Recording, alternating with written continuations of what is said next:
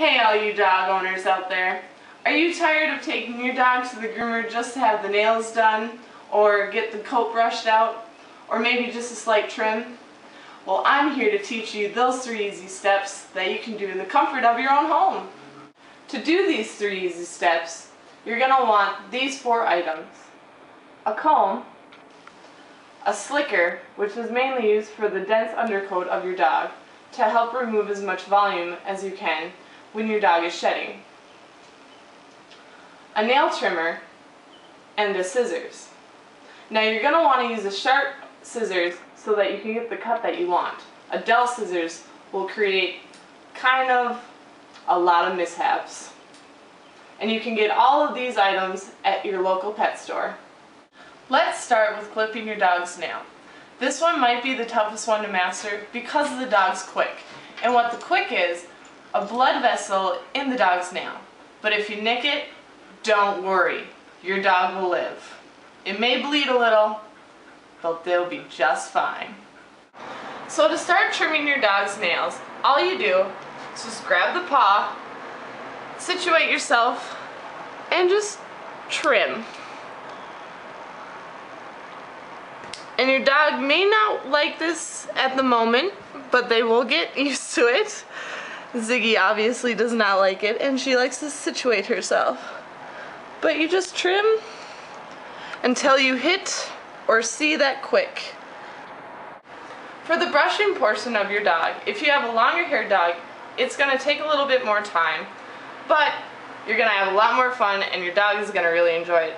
But for a longer haired dog, you just take your one arm or your one hand and your other hand with the slicker and just brush down like so, and just keep doing that a few times, and this will make sure that the tangles get out, you get as much of that under fur out as you can, and so on. And then you're going to take your comb and you're just going to go through and make sure that it goes through very nicely without getting caught in anything. Just like that. Now that you've trimmed your dog's nails, now it's time to get on to the trimming. So you just take your scissors, go in between the toes, and just gather up the hair that you want and cut it. This also takes a little time to master because kind of the paws are kind of different, and your dog may be a little squirmish or just really like to lick your hands. But you'll just cut and trim, and your finished product will want to look something like this paw that I've already done. Just nice and trimmed like that. Now to trim the feathers of your dog, you're going to want your dog to be standing up like Ziggy is right now. And what you're going to want to do is just take your scissors and trim down.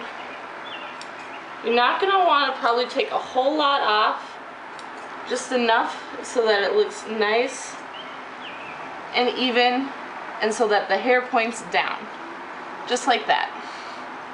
Now to trim the hocks of your dogs, you're going to trim them the same as you would the feathers. You're going to trim down, and you're just going to trim to how you like.